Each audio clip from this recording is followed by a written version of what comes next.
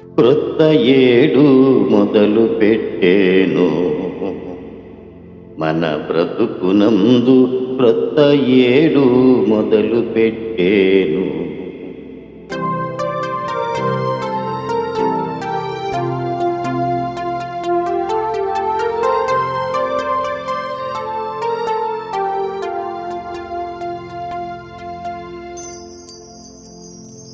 Video వీక్షకులకు నూతన సంవత్సర శుభాకాంక్షలు. సహోదరులారా, మన జీవితాలలో ఎన్నో ఏళ్ళు గతించిపోతున్నాయి. పాత ఏటికి వీడ్కోలు చెబుతూ క్రొత్త ఏటికి స్వాగతం పలుకుతున్నాం. ఇలా నిరంతరం కొనసాగుతున్న క్రియ. మరి ఇందులో విశేషమేముంది? నూతన సంవత్సరాన్ని ప్రత్యేకంగా చూడవలసిన అవసరత ఏమై ఉంది? ఇది ప్రతిరోజు లాంటిదే కదా. మనం అనుకున్నట్టు ప్రతిరోజు లాంటిది కాదు. ఇది ప్రత్యేకమైన రోజే. ఆ రోజు చిన్న బాలుడైన యేసును యెరూషలేము దేవాలయంలో ప్రతిష్ఠించిన రోజు. దానిని గుర్తు చేసుకుంటూ ఆ దినాన్ని పండుగలా ఆచరిస్తున్నాం. ఆ రోజు నుండైనా కొత్త జీవితానికి పునాది వెయ్యాలని హెచ్చరిస్తూ మందిరాలలో బోధనలు వినిపిస్తూ ఉంటాయి. క్షణం మారితే చాలు ఎన్ని ప్రాణాలు ఎగిరిపోతున్నాయో కదా. కానీ సంవత్సరం చివరి వరకు మనకు జీవం ఇచ్చి బ్రతికించింది దేవుడే కదా. ఈ నూతన ఏడు కూడా దేవుని ఆశీస్సులు కావాలని కోరుకుంటూ ఆరాధించేదే ఈ పండుగ. యేసు పుట్టిన రోజు కానీ, సున్నతి చేయబడిన రోజు కానీ చరిత్ర ఆధారాలతో నిరూపించబడిందని పండితులు తెలియజేస్తున్నారు. దానిని మీకు వివరిస్తాను. సిరియా దేశాధిపతి అయిన కురేనీయులు కైసరు ఆజ్ఞతో మొదటి ప్రజాసంఖ్యను రాయించాడు. ఆ జనాభా లెక్కలను లెక్కించి పంపిన తరువాత ఆ పేపర్లను తన ఇంటి యందు భద్రపరిచాడు. చాలా కాలం తర్వాత ఆ ఇల్లు కూలిపోయి ఆ పేపర్లు బయటపడ్డాయి. ఆ జనాభా లెక్కలు 44,33,000 మంది. ఆ జనాభా లెక్కలో యేసు పేరు కూడా ఉంది. అంతకాలం ఆ పేపర్లు ఎలా పాడైపోకుండా ఉన్నాయి అని అనుమానం రావచ్చు. ఆ పేపరు టైపారస్ పేపరు. ఎంతకాలమైనా ఆ పేపరు చెడిపోదు. ఆ పేపరు తయారు చేయడానికి జమ్మి చెట్టును వాడేవారు. ఆ చెట్టు 3 అంగుళాల నుండి 4 అంగుళాల వరకు పెరుగుతుంది. ఇది త్రిభుజ ఆకారంలో ఉంటుంది. ఈ మొక్క నైల్ నదీ ప్రాంతంలో దొరుకుతుంది. ఈ జనాభా లెక్కల పేపర్లను జర్మను మ్యూజియంలో భద్రపరిచారు. యేసు పుట్టిన తరువాత 8వ రోజున యెరూషలేము దేవాలయంలో యేసుకు సున్నతి చేయించారు. అదే రోజు రోమా పట్టణ నిర్మాణం జరిగింది. రోమన్ భాషలో ఏయుసి అని అంటారు. దాని అర్థం ఏ అంటే అబు, యు అంటే ఉర్బి, సి అంటే సెండితా. ఆ నిర్మాణం జరిగిన రోజు 754వ సంవత్సరం తీరిక్ నెల 10వ తారీఖు. ఇది రోమావారి క్యాలెండర్ ప్రకారం చెప్పబడింది. ఆ రోజు యేసుకు సున్నతి జరిగింది.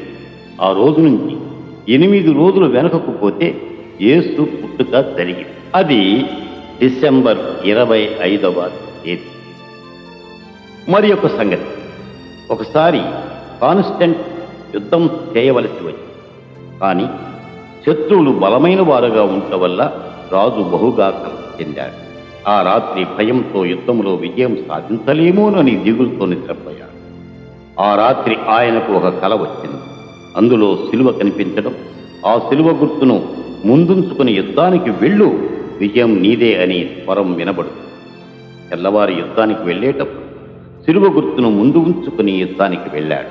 అతను విజయం సాధించాడు. అతనికి క్రీస్తు పట్ల నమ్మకం కలిగింది. అతను క్రైస్తవుడిగా మారాడు. అప్పటి వరకు క్రైస్తవులపై హింసలు జరిగి మారణ హోమం జరిగింది. కానీ ఈ సంఘటన జరిగిన అనంతరం క్రైస్తవ్యం బహుగా విస్తరించింది. కాన్స్టంటినోపుల్ రాజు తల్లి పేరు హెలీనా. క్రీస్తు గురించిన సువార్త విని క్రీస్తును నమ్ముకు. అంతకుముందు వీరు వీనసు పుట్టినరోజు జరిపేవారు. బహు దేవతారాధన చేసేవారు. ఈమె క్రీస్తును నమ్మిన తరువాత సూర్యుని దేవునిగా ఆరాధించడం మానివేసి అప్పటి నుండి క్రీస్తు పుట్టుకను జరుపుట ప్రారంభించాడు. డెన్నిస్ ద లిటిల్ అనే శాస్త్రవేత్త క్రీస్తు పుట్టుక తేదీలు తప్ప ఒప్ప అని రీసెర్చ్ చేసి నిజమేనని నిర్ధారణ చేసి మనం అనుసరించేది గ్రెగోరియన్ క్యాలెండర్. దాని ప్రకారం క్రీస్తు జననం డిసెంబరు 25వ తేదీ, యేసుక్రీస్తు సున్నతి చేయబడిన రోజు జనవరి 1వ తేదీ. నూతన జీవితంలోకి ఎలా అడుగు పెట్టాలో యేసువారు చెప్పిన ఒక ఉపమానం సరిగ్గా పోల్చబడింది. అది తప్పిపోయిన కుమారుని గురించి అందరికీ సుపరిచితమైన ఉపమానం. ఇది మనందరికీ అన్వయించి చెప్పినది. దీనిలోని నీతిని గ్రహించి మనల్ని మంచి వైపును అనుసరించాలని ప్రభు కోరుతున్నాడు. ఈ ఉపమానములోని సారాంశం గమనిద్దాం. తప్పిపోయిన కుమారుడు కోరికలు తీర్చుకోవడానికి తండ్రిని విడిచి లోకం వైపు పరుగులు పెట్టాడు. కానీ తండ్రి మాత్రం కుమారుని కోసం ఎదురు చూస్తూనే ఉన్నాడు. అలాగే దేవుని ప్రేమను త్రోసిపుచ్చి పాపం వైపు పరుగులు పెడుతున్న మన కోసం ప్రభు చేతులు తాకి రమ్మని ప్రతి క్షణం ఎదురు చూస్తూనే ఉన్నాడు. చిన్న కుమారుడు మోసగింపబడి అంతా పోగొట్టుకుని ఆకలితో అలమటించి మరణానికి దగ్గరయ్యాడు. అలాగే అపవాది చేత మోసగించబడి దేవుని ఆశీస్సులు పోగొట్టుకుని పాపము వల్ల వచ్చు జీతం మరణం కనుక ఆ మరణపు బంధకాలలో చిక్కుకుని ఉన్నట్టి వారము మనం. మరణం తర్వాత నరకం కాసుకొని ఉంది. చిన్న కుమారుడైతే పశ్చాత్తాపము చెంది తిరిగి తండ్రి యొద్దకు వచ్చాడు. అలాగే పశ్చాత్తాపము చెంది దేవుని రక్షకునిగా గుర్తించి ఆయన యొద్దకు చేరిన వారిని ఆయన ఎన్నటికీ త్రోసివేయి. చిన్న కుమారునికైతే తండ్రి నీటితో స్నానం చేయించి శుద్ధి చేశాడు. ప్రభు అయితే పాప మలినముతో ఉన్న మానవులను తన రక్తంతో కడిగి పవిత్రులుగా చేస్తాడు. చిన్న కుమారునికైతే తండ్రి ప్రశస్త వస్త్రము ధరింపచేశాడు. ప్రభు అయితే రక్షింపబడిన వారికి నీతి వస్త్రము ధరింపచేస్తాడు. చిన్న కుమారునికైతే తండ్రి ఉంగరము తొడిగి తిరిగి తన వారసునిగా గుర్తించాడు. ప్రభు అయితే తన కుమారులుగా ముద్ర వేసి జీవ గ్రంథములో పేరు రాస్తాడు. తన రాజ్యములో వారసులుగా గుర్తిస్తాడు. చిన్న కుమారుని కొరకు తండ్రి విందు చేశాడు. ప్రభు అయితే సంఘ వధువు కొరకు చేసే విందులో పాలి భాగస్థులుగా చేస్తాడు. ఈ విధమైన చక్కని వర్తమానాన్ని ప్రభువు మన కొరకు ఉపమాన రీతిలో బోధించాడు. దేవుని యందు భయభక్తులతో నీతితో జీవించేవారు ఇంకా పరిశుద్ధతతో పెరుగునట్టు ఈ నూతన సంవత్సరం తమ్మును తాము దేవునికి సమర్పించుకొనుట మంచి సమయం.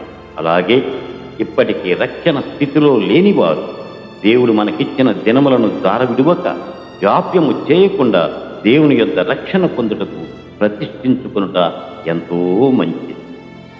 కీర్తనలు 65:11 సంవత్సరమును నీ దయా కిరీటము ధరింపచేసి ఉన్నావు. ప్రసంగి 7:11 జ్ఞానము స్వాస్థ్యమంత ఉపయోగం. సూర్యుని కింద బ్రతుకు వారికి అది లాభకరం. దేవుడిచ్చిన ఈ సంవత్సరం ఆయన దయతో ఇచ్చినది. అందుచేత జ్ఞానముతో జీవించుట లాభదాయకం. మనము జీవించుటకు ఇవ్వబడిన ఈ దినాలు దేవుని కృపా కటాక్షాలే. ఇకపై వచ్చు రోజులన్నీ మేలులతో కూడిన ఆశీర్వాదములుగా మెండుగా కలగాలని ఆశిద్దాం. ప్రపంచ మానవులందరికీ ఈ నూతన సంవత్సర శుభాకాంక్షలు తెలుపుతూ ఈ సహోదరుడు జాన్ దాస్.